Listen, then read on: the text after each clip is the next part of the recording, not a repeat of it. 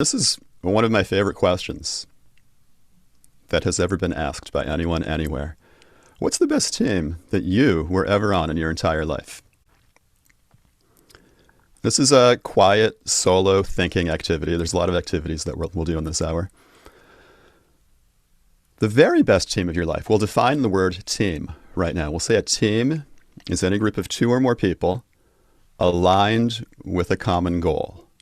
Any group of two or more people aligned with a common goal, that's a team. What's the best one of those that you've ever been on? The best group of two or more people aligned with a common goal. It could be a work team, or it could be a non-work team. It could be the work team that you're on right now, or a previous work team. It could be a group of friends who do something together. It could be a musical group. I asked somebody once, and she said it's her chorus. They sing together. I asked somebody once, and he said it's their Saturday morning fishing group. That it's the best team ever. Everybody knows what to do. Nobody complains about everything. They want to be there. Everybody knows their role. They just go do it. They have a great Saturday, every Saturday. I watch my wife, Molly, knit with people. She can knit by herself, but when she does it with other people, they're a team, and they're trading skills. They're sharing creativity and information with each other. They're a better team. They're better as a team than they are as individuals. And even my wife, Molly, and me, we're a team. We're two or more people aligned with a common goal, shared goals. What's the best team of your life? Just identify it.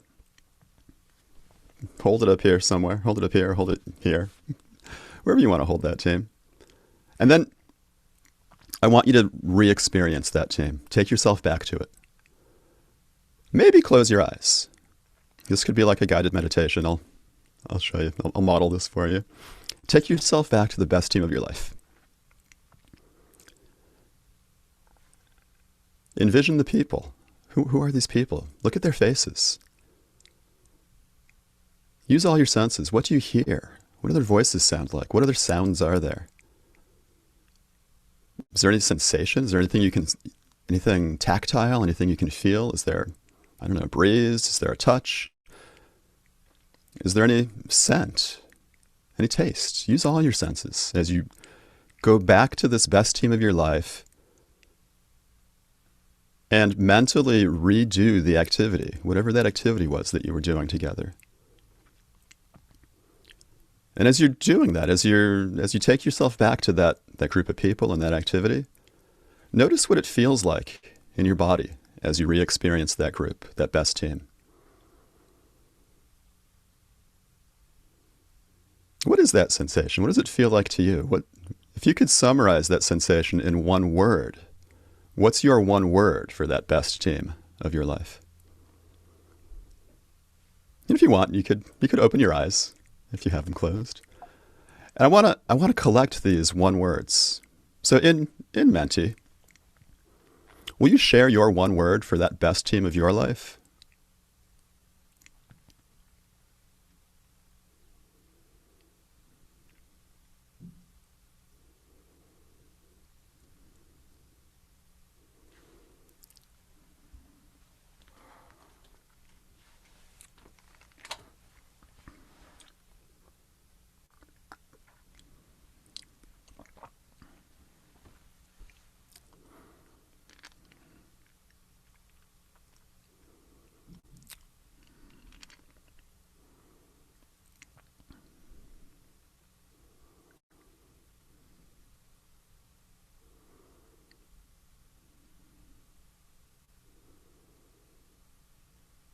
This is kind of like a histogram. If multiple people had the same one word, it's bigger than the others.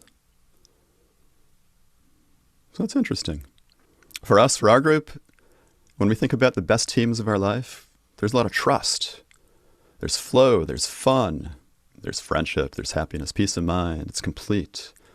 There's speed, we have a goal, there's love, there's respect. Yeah, it's kind of like the qualitative sensation of the best team of your life. And we've all had one of these, a best team. Maybe more than one. Maybe there's multiple best teams. When I look back at my best teams, I realized that for most of them, I just got lucky.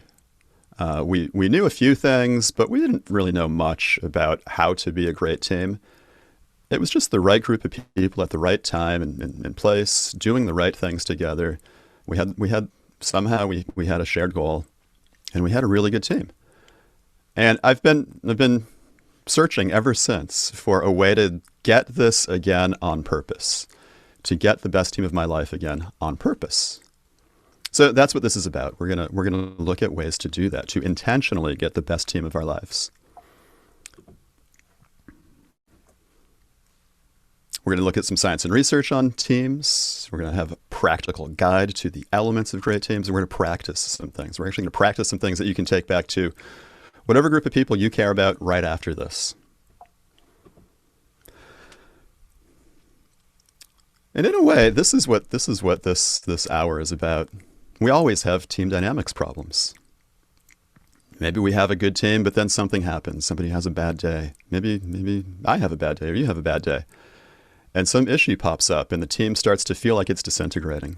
So this is a guide to overcoming those challenges so we can have a great team all the time, doing whatever it is that we do, all the time on purpose. Starting with the science and research, here we go. Very, very quickly, look at the science and research on teams. This research has been going on for about 60 years in psychology departments, in business schools, in industry. And people have found, well, there's a lot of research. Some of the research is represented in the Comparative Agility website. We've got a bunch of the research represented in the various surveys and measurement tools there. There's something like 250 different characteristics of high-performing teams. And different researchers, depending on the research and what they were investigating, they've found every one of these 250 different things. Now, if you want to have a great team, you can't say do these 250 different things. That's too many things to do. So you have to pick one or two or three and focus on them. At Google, they did this. Starting back, this was like 8 years ago now, 9 years ago, 10 years ago, they wanted to understand what it was about the best teams that made them the best. And you might have heard the story before. They hired the right kinds of researchers to help them study all the science on high-performing teams and reproduce the research. They got a couple hundred teams to volunteer to participate in reproducing the research. The researchers within Google measured the teams on various characteristics, tens, dozens, hundreds of different characteristics, including their actual performance. And they found that as they reproduced the research, there was one thing that mattered more than anything else. That teams at Google that measured high in psychological safety also measured high in performance. That was the one most important correlation. Psychological safety correlates to high performance. Psychological safety, sometimes I will say psych safety. Psych safety is this idea that we feel safe when we're together as a group. We can take risks. You can admit you don't know something. You can ask for help. You can admit you made a mistake. You can show up as who you really are. Whoever you really are. And on teams where people can do that together, they outperform other teams. Even if one team is composed of, we could say, slightly less skilled in the area of skill. If you took a group of what people used to call or still call rock stars, take a group of 5 rock stars, put them together in a group, they will be outperformed by psychologically safe non-rock star people. And they found this at Google. They found this in different kinds of work, whether it was IT, software development, even sales teams at Google. If they felt safe, they outperformed other teams doing similar work. I shared this story with my dentist. I got a new dentist a few years ago, and this research is, this research has been reproduced all over the world in all different industries. Dentists know about this. There's a psychological safety survey, a measurement instrument from Amy Edmondson. She's the researcher who discovered this important area. Psychologically safe teams outperform other teams, and you can measure your team on psychological safety and find the deltas and maybe take some steps to be more safe. Now, a funny thing happens. You can't just tell people to be more safe. It's an outcome. So The research is really great. The practice is a little disappointing. We need to actually do some particular things to get into this state of high psychological safety. I shared this story with Steve Wolf. Steve Wolf and his research partner, Vanessa Druskett. Their area of research was something called team emotional intelligence. So I shared the story of Google and psych safety. This was all new to me at the time with Steve. Steve is a friend. He lives nearby. I'm in Boston. He's nearby here in Boston. We started talking about psychological safety and how it relates to team emotional intelligence and high performance in teams. Turns out there's a bigger thing, and the bigger thing is team emotional intelligence. It includes psychological safety and more. It includes the ability to understand what you're feeling internally. What's your emotional state? How you behave, how to behave appropriately no matter how you're feeling. How we're feeling together as a team and do the right things together to achieve our goals. How the system outside of us works, how the whole company or organization outside of us works. So we can influence people within that system to do the right thing so that we can all be successful. That we can invest in social capital, that we get executive support. All of these things go to, well, the correlation, the strong correlation in their research that teams that measure high on team emotional intelligence, they measure high on performance. And Steve and I have reproduced some of this research in an internal case study that we did with a client. Now, the same thing happens here with team emotional intelligence. It's an outcome.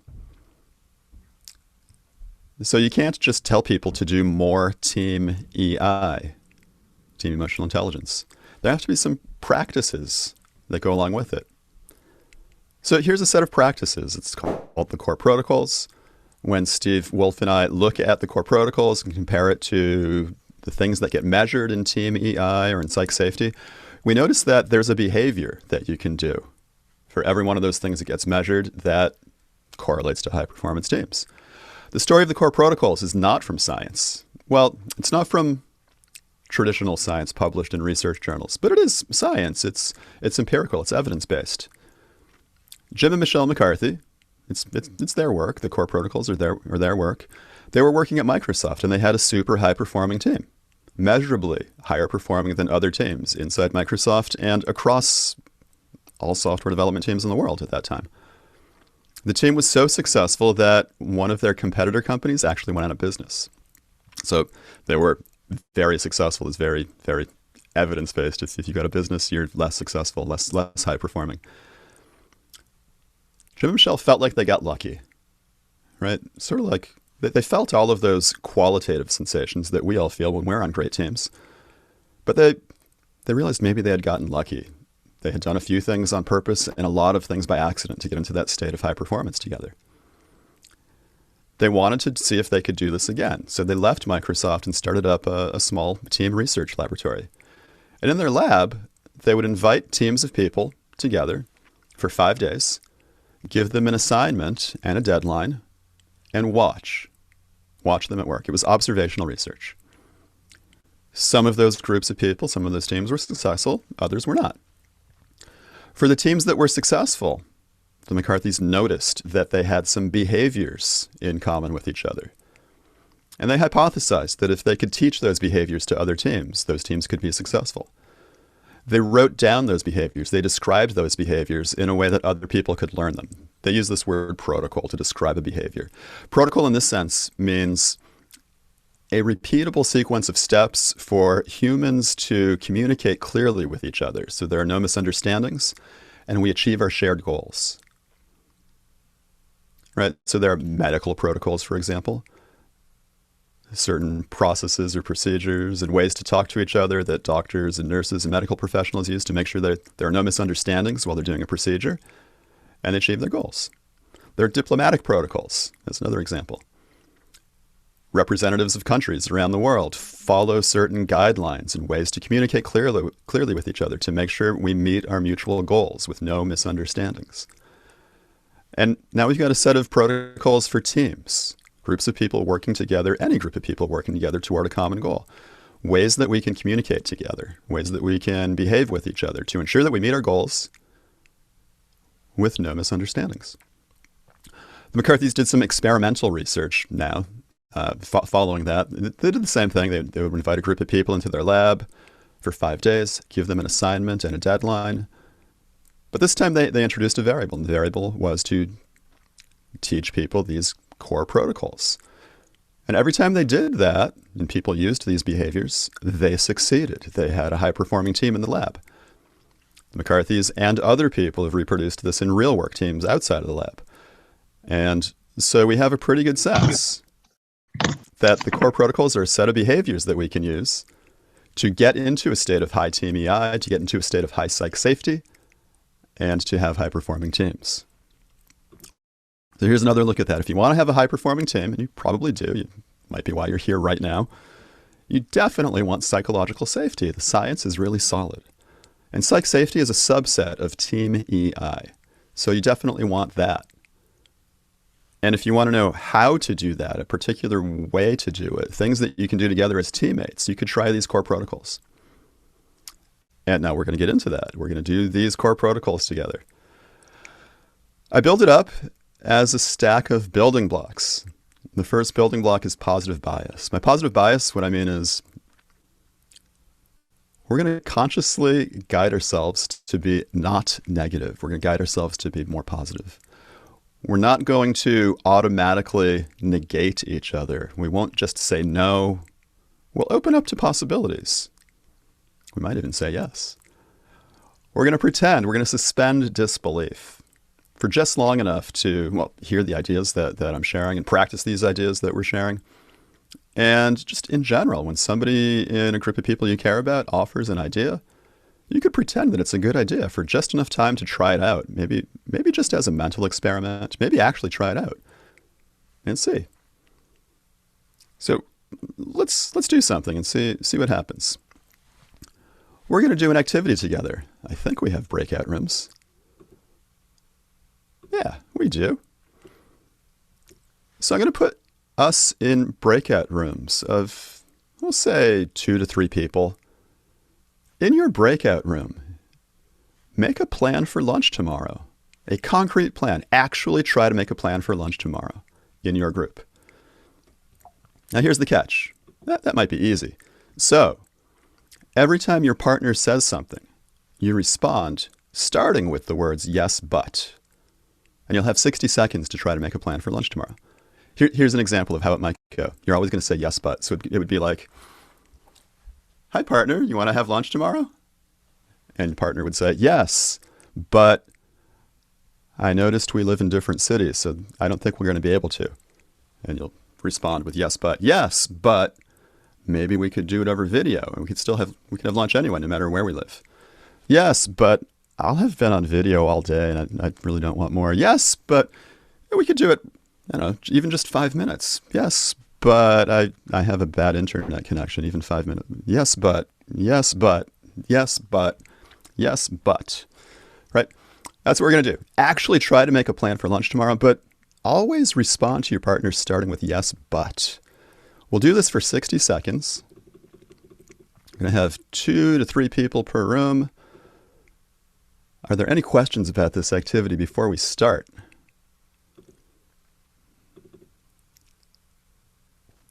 Okay, here we go. I'll see you in 60 seconds.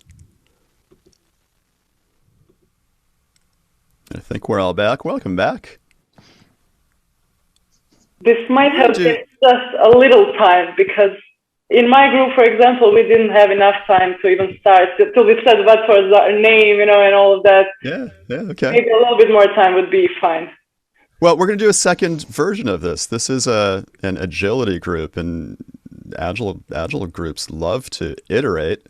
So we're going to do a second iteration on this. The second iteration will look like this. Same thing, but this time you always respond starting with the words yes and. For example, hi friend, do you want to get lunch tomorrow? Yes, and even though we live in different places, maybe we could do it over video. Yes, and even though I will have been doing video meetings all day, we can keep it short so we feel fresh and good, maybe even just 5 minutes. Yes, and blah, blah, blah. Yes, and blah, blah, blah. So same activity, make a plan for lunch tomorrow. But this time you always respond starting with the words yes and. Are there any questions about this version of the activity? Okay, here we go. See you in 60 seconds. Hey everybody, welcome back. Let's debrief on that.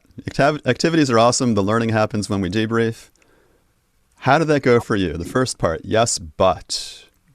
Will somebody share what that experience was like? You could use your voice or you could type it in chat. Yes, but. What was that like for you? What are some facts about the yes, but 60 seconds? You always find yourself being very some sort of rebuttal when you say but. Yeah, it feels very negative. Yeah. Somebody else? Yes, but? Well, yes, but it was quite limiting. So it was almost like, oh, well, there goes that idea every time somebody says but. It was very limiting. It was like when somebody says but, well, there goes that idea. And what about yes and? What was that like for you? Took about 15 seconds before we had a deal. In just 15 seconds, you had a date. Yeah. Yeah, so it happened. Somebody else, what was yes and like for you? It was collecting ideas. Sorry. Yep, continue. Sorry. For us, I think it was adding new ideas. We were free and everybody came up with a new idea. So it was extending. It was adding new ideas. It was extending people's ideas. And Jonas, you're going to share. Yeah, same. But I also felt it was quite limiting. You quickly, or I at least, run out of the things to add to it. But it was like, yes, and we will have wine, and yes, and it was almost like it just was adding new ingredients to the lunch, or I felt like doing it. Yeah. Okay. And people in chat are adding on.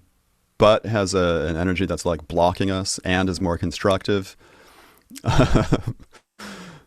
Did not want to have lunch, but still felt great and really hungry now. Yeah, okay. So many people describe this experience this way, that yes, but is kind of like a special way of saying no. You don't really want to just say no, so you say but instead. And yes, and is like really saying yes. It's like adding on ideas, being able to hear people's ideas, being more constructive and creative together.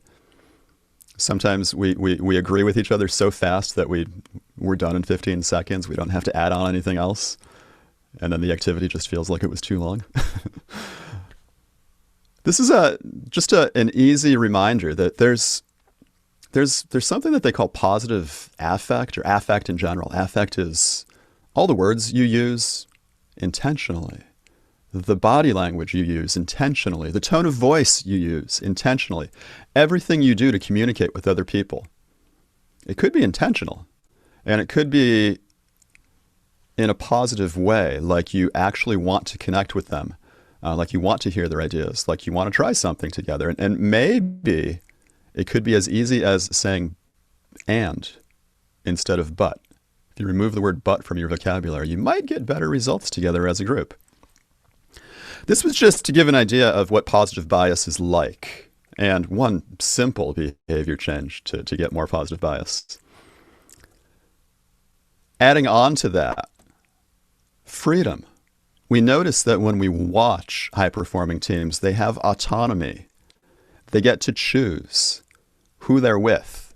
They get to choose what they're doing, what their goals are together, their shared goals. They get to choose how they do the work. They have total freedom. There's something called the core commitments, and we've got short URLs here that you can take a look at. All of this is at thecoreprotocols.org, and these are short URLs to each of the individual protocols and commitments. The core commitments is kind of like a set of team agreements that you could use with your team if you want to. This idea of pass is the idea that when you're with your team, anytime you don't want to do something, you don't have to. You could just say, I pass, and nobody hassles you, nobody asks you why. They just let you pass. And that gives you freedom. And when people let you opt out, when people let you choose to do or not to do something, you have safety. on your team. So this is a way to build psychological safety. And check out is very similar to pass. It's that whenever you feel like you shouldn't be with your teammates at the moment, or whenever you have something more important to do, you can check out of the team and go do that more important thing, or go give yourself the alone time that you need.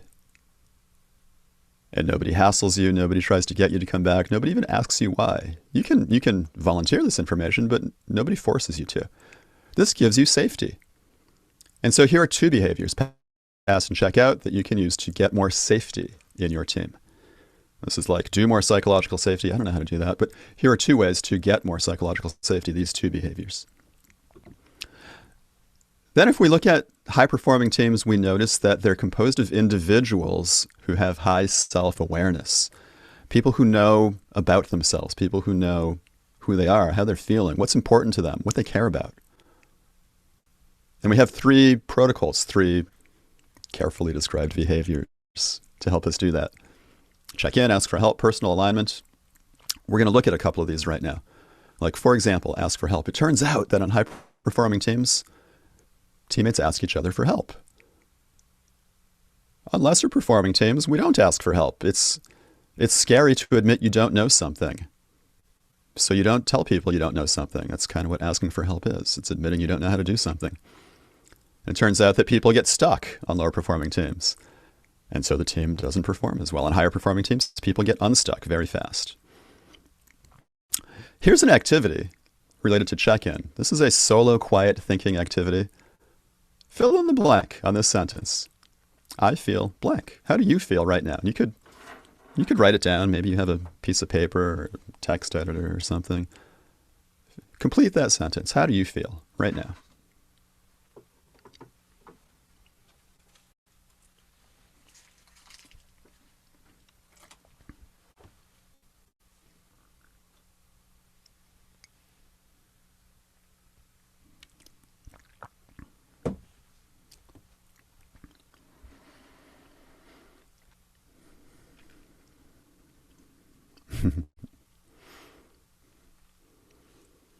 We're going to do a second iteration of this. How do you feel right now? And it's multiple choice. Pick one or more than one of these words. Which one or more than one of these words most closely matches how you feel right now? And just keep it to these four. It's multiple choice. I feel glad or mad or sad or afraid. What most closely matches how you feel?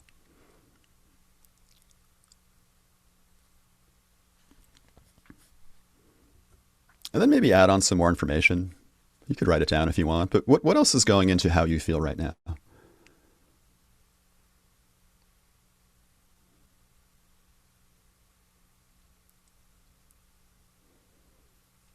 And some people are sharing in chat. Thank you for that. Let's all share together in Menti. How are you feeling right now?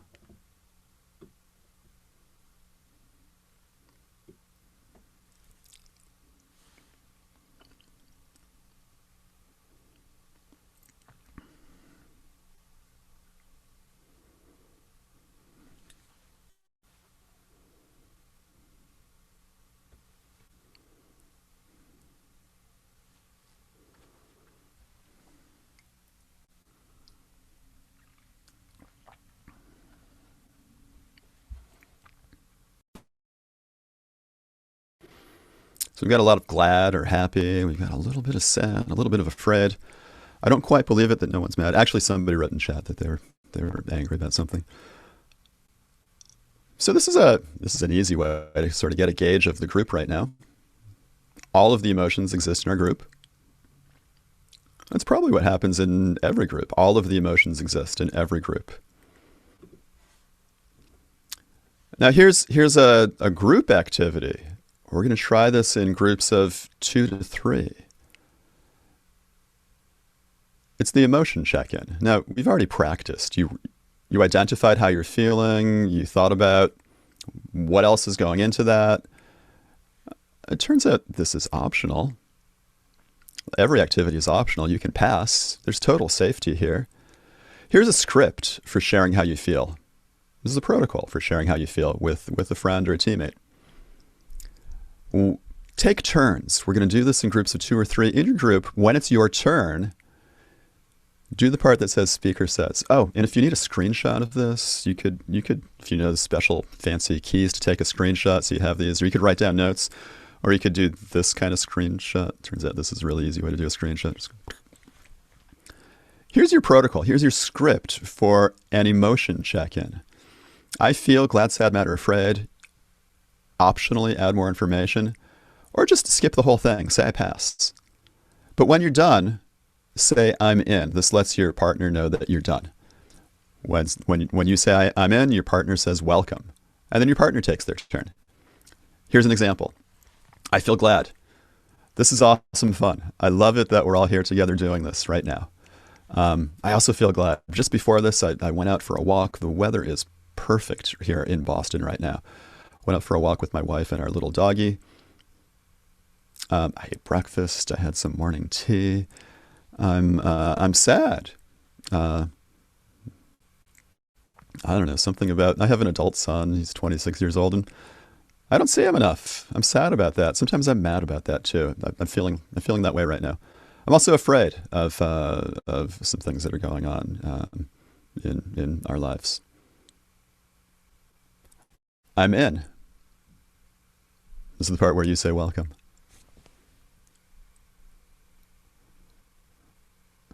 You could say welcome or type welcome. There we go. Welcome. That was our rehearsal. We're modeling how to do this check-in.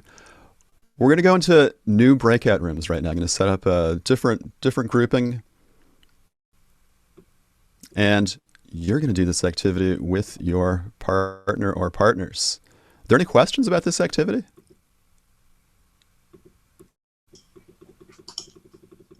Okay. Here we go. See you back here in 2 minutes. You could also do it more than once. If you have time left, you could take another turn. See you in 2 minutes. Hey, welcome back. I love with the camera's on and we can see people smiling. Let's debrief. You just did a check-in with 1 or 2 other people. What did you notice happening? How did it go for you? You could share with voice or you could share in chat. What was your experience?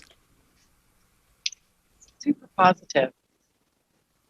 A lot of smiles. Sorry, I can't quite hear you. Oh, it was super positive. A lot of smiles. Super positive, a lot of smiles. And how did it go for you? Same as that? Different from that? Andrea has that effect on people. She has people smiling there around her. Oh, look at you and your positive bias. Only met her once, made me smile. Yeah, great. Somebody adds in chat, it went well. I learned a lot about the others in a short time. Too many glad people. What's the fear? Where's the fear? Yeah, it's interesting. It was nice to get a little bit of the fear out. It's nice to get some of that fear out. I feel more relaxed once checked in. It was great talking to my partner. I feel connected. Yeah, this is what people usually say. This is what it feels like to share how you're feeling with somebody else. And here's a little script that we can follow. Sometimes sharing how we're feeling is awkward. We don't quite know how to do it. Here's an easy way to do it. It's just follow this script. And most of us, this is an agility group.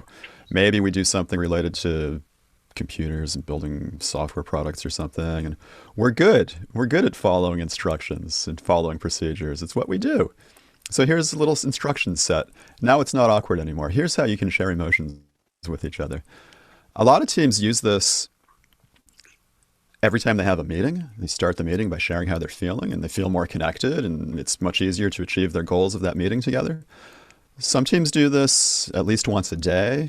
If they have a practice of a daily stand-up or a daily scrum, they add on this piece of information.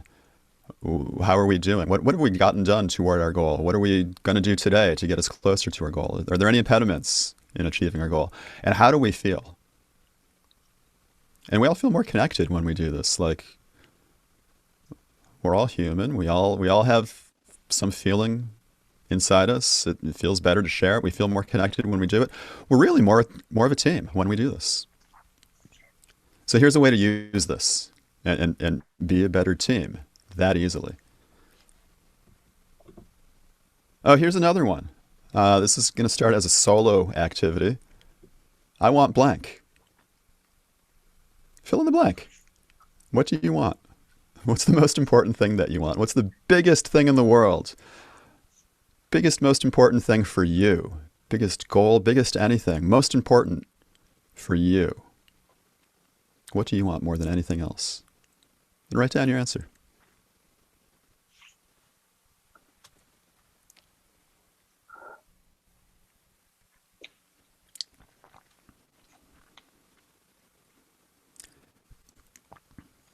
You know, maybe you want a cup of coffee. But that's easy. Maybe there's something bigger that you want.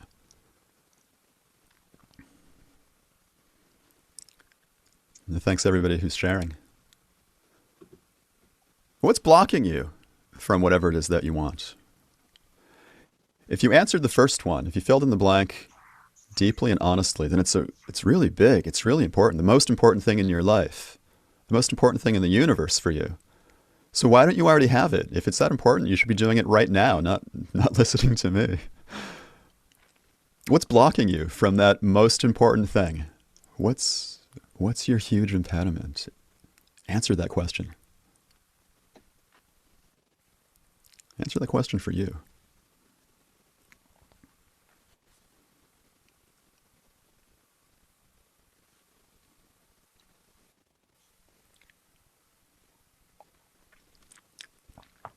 Now, second iteration on this one, I want blank. This time it's multiple choice. Imagine that you had a superpower that would eliminate everything that's blocking you and would help you get everything that you want, especially that big, huge, most important goal. Which one of these would it be as your future superpower once you build this skill? You get to define what these words mean for you. Which one of these, self-awareness, integrity, courage, passion, peace, presence, self-care, fun, wisdom, or health, if that was your superpower, which one of those would help you eliminate everything that's blocking you and get you all those most important things for yourself?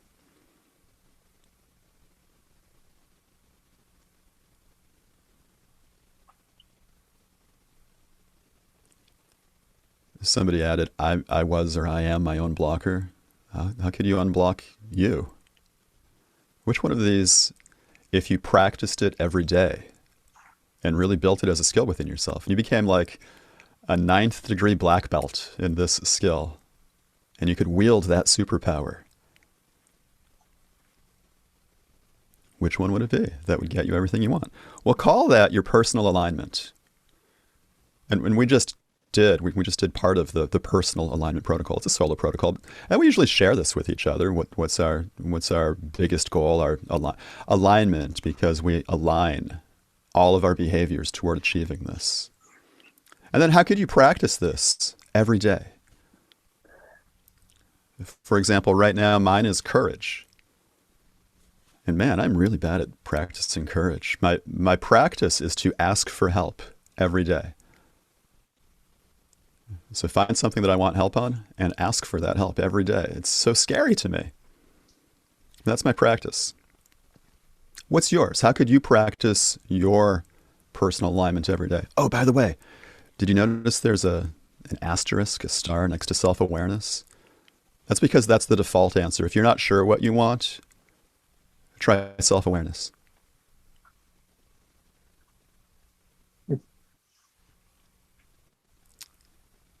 All right, we'll move on from there. Oh, what was your personal alignment? What did you pick for you? What is your future superpower?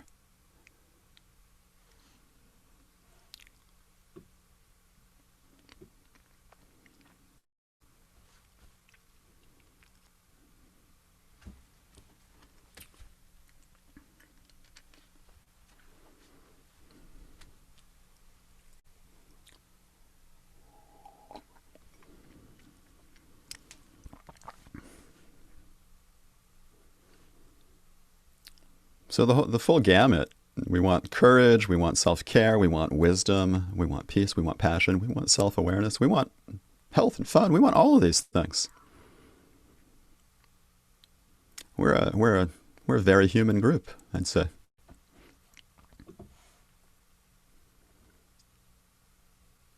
Now, those first three building blocks, that's to have a great team, a group of people that are, whoa, and we add on some connection protocols to really be connected with each other, a cohesive unit. Connection protocols include checking in, the emotion check-in, asking for help. You ask for help from other people. Personal alignment, because you're going to need other people's support, and you'll support them as they pursue their most important goals. Intention check is a positive bias way of connecting with each other, of assuming no negative regard, assuming that people have good intent when they do something, even if you don't understand it, and asking them for more information.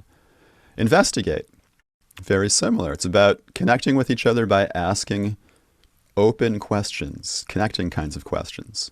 You can look at the protocols. We got the short URLs here for more information on all of these. Investigate would be something like this. It's about asking questions, about being curious. Will you tell me more about blank? And there's so many more open form questions that you could ask to really connect with people.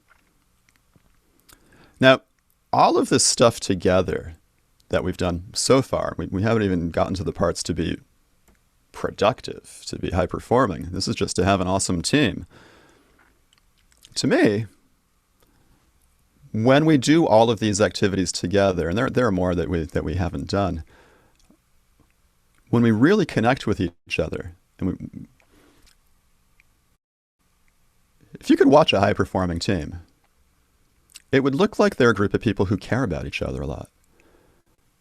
There's a lot of science jargon and research jargon and business jargon that we use. We use phrases like psychological safety and team emotional intelligence and high performance and so much more. These are all jargon words that mean the same thing as this. If you watch a high-performing team, it's a group of people who love each other, who care about each other a lot. This is what this is all getting to. We feel so connected with each other that we would do anything for each other toward our shared goal. That we really are like one. We're so connected that we are one. If love isn't a word that you could use at work, this is kind of a work-related session here, you could call it friendship. But it's that kind of friendship. It's that kind of love. It's we are so connected with each other. We know each other really deeply. We would help each other with anything. This is what you see on high-performing teams, the best teams that exist. And these things that we've been doing, we've done a little bit of this in the last 55 minutes. We've oriented ourselves toward positive bias. And when you look at friendship or love or the best group of people you've ever been with, your best relationships, a team is a relationship. You start with positive bias. You want to do something good together for each other. You don't want to destroy each other. And you have freedom. You get to choose who you're with and what you're doing. Nobody's coercing you to be with them or to do anything. You can leave. We do emotion check-ins. We share how we're feeling with each other in our best relationships, our best teams, whatever they are. Personal alignment. We know what we want for ourselves. We have high self-awareness, and we know at least the first steps toward achieving it. We connect with each other really deeply, really fast. We can call that investigate. We do this over and over until we get into this state of high friendship or love or high performance or whatever else you want to call it. This is a little weird for some people, especially when we're talking about it in the context of work. So here's some, if you're like a programmer, a computer kind of person, you could run this as source code in your brain, right? You could run this code on everybody in your team. We could all run this code together. And when we get into this state together, it's really just adopt behaviors like this, have team agreements like this. Core protocols could be your team agreements. We would add on productivity. We've got ways to make decisions and resolve conflict and give and receive feedback. We would have a way to safely address it when things go off track, when we have team agreements and we don't follow them, how to get back on track. All great teams have these all really high-performing teams have behaviors like this. It doesn't have to be exactly these protocols as documented, but they do something like this. They all have a way to make decisions. They all have a way to tell each other that we violated a team agreement and let's get back on track. They all have a way to share how they're feeling and so on. And if you don't have a way to do that on your team, well, you can just copy these protocols and use them in your team. I'm curious about what you might take away from this hour together. What's your key takeaway? Maybe it's one of these. Maybe it's something else. What are you thinking?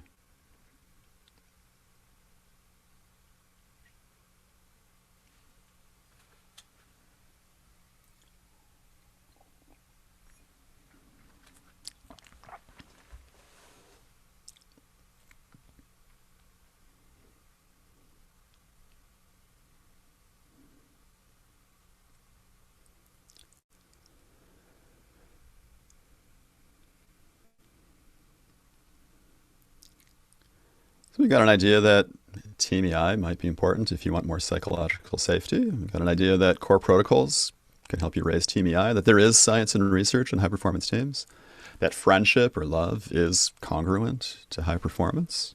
Yeah, all of these.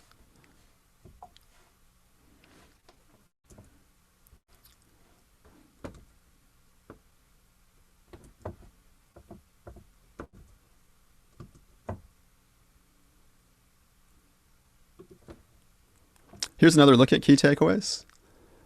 If you want a high-performance team, then you definitely want psych safety, which is a subset of Team EI. And if you want a way to do that, to get higher Team EI, to get more safety together, you need a set of behaviors. You need some team agreements to do that. Core protocols are a set of behaviors or team agreements that you could use to get you there. We started with this, right? At some point, you're going to have some team dynamics problems. Every one of these core protocols can help you with that.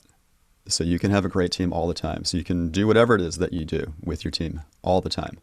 Whoever that group of people is, even if it's not a work team, whatever it is that you do, you can do it really well and all the time. How to do this for your teams?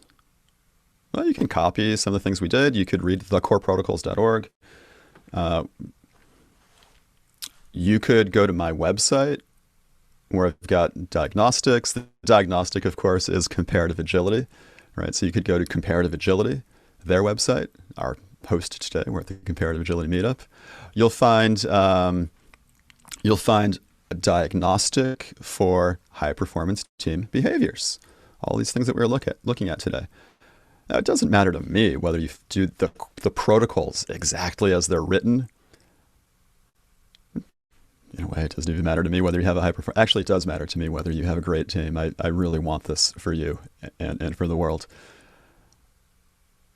The diagnostic will help you gauge your team on whether you have behaviors like this that will get you into that state of high performance. And if you're interested in Team EI, there's a diagnostic for that on Comparative Agility. If you're interested in psychological safety, there's an instrument for that at Comparative Agility. So definitely check that out if measuring these things is important to you. You can also learn more by visit my website. You can ask me for help anytime. You have my contact info. Thecoreprotocols.org. All this stuff is free. You could check out these 2 short books. They're really short. They're easy to read. And that might help you. We've got some more things coming up. I'm teaching a course at Harvard. The summer version of the course starts on Monday. I think there's still time to register. So if you want to learn and practice everything about Agile, all of the ideas, teams, business agility, technical agility, we're going to build real products together. Come join us. It's a full semester in 3 weeks. We've got a bunch more talks coming up at the Agile Alliance Minimal Viable Conference. We run the Agile Dojo every month, the first Thursday of the month. We're going to have a special guest dojo leader on July 1st. That'll be a lot of fun. And there's so much more coming up. So visit CasperHusky.com, my website, and you can find out more. You could book a class about this for one of your teams, any one of these classes or more. Oh, and I love feedback. This is actually one of the protocols. It's called Perfection Game. It's a great way to ask for and give feedback. Will you give me feedback on this session? It's just 3 questions. It's, would you give this a score from 1 to 10, where 10 is the best? Tell me what was good about it so we can do more of it. And tell me what else you think we could do differently to make this even better, to make it a perfect 10, the best session like this ever. Again, you can pass on high-performing teams. Everything is optional. People opt in to do things. So you can pass on this, but if you want to give me feedback, I would love it. I'll pause for a moment so you can do that.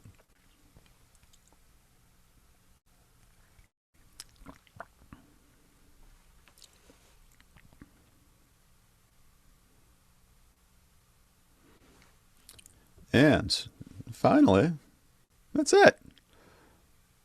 You got my contact info here again, so you really can keep in touch with me. You could text message me right now. I might be busy at the moment, so I'll get back to you later. You could email me, however you want to find me. You can find me, you can ask me a question. I love helping. Thank you all for joining today. Thanks for playing along, participating in the activities. I had a lot of fun. I hope you did too. I hope you got at least one thing out of this that you could use with some group of people that you can care about. So that could be an even more amazing group.